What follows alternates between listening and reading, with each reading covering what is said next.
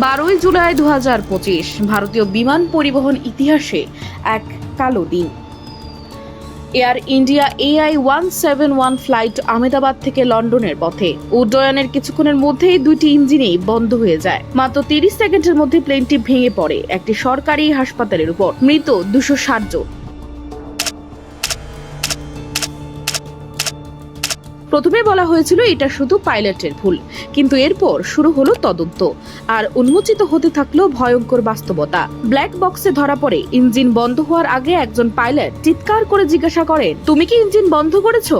আর অপরজন জবাব দেন, আমি কিছুই করিনি। এর মানে পাইলটরা নিজেরাই জানতেন না ইঞ্জিন হঠাৎ করে বন্ধ হলো কেন। তাহলে প্রশ্ন উঠছে, যদি এটা পাইলটের কাজ না হয় তবে ইঞ্জিন দুটো বন্ধ হলো কিভাবে? 2018 সালে বোয়িং 787 ড্রিম লাইনারের ফুয়েল কন্ট্রোল সুইচ নিয়ে একটি সতর্কতা জারি করেছিল FAA।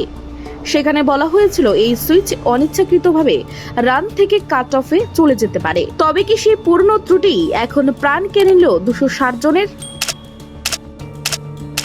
AAIB, DGCA এমনকি বোয়িং এ জেনারেল ইলেকট্রিক সবাই তদন্তে নেমেছে, তবে তাদের রিপোর্ট এখনো বহু প্রশ্নের উত্তর দিতে পারেনি।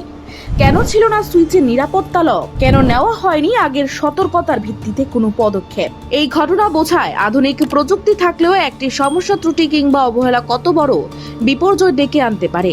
এবং সবচেয়ে বড় কথা, যতক্ষণ না সঠিক উত্তর পাওয়া যাচ্ছে ততক্ষণ এটি শুধু একটি ক্রাশ নয়, এটি একটি সতর্ক সংকেত। এয়ার ইন্ডিয়া AI-171 হয়তো আকাশে আর ফিরবে না, কিন্তু তার যাত্রীরা আমাদের জন্য রেখে গেল এক কঠিন প্রশ্ন। নিরাপত্তার বিষয়ে কি আমরা এখনো নিছক সৌভাগ্যের উপর নির্ভর করে চলেছি? কমেন্টে লিখুন আপনার মতামত। সাবস্ক্রাইব করুন রাষ্ট্রবাণী।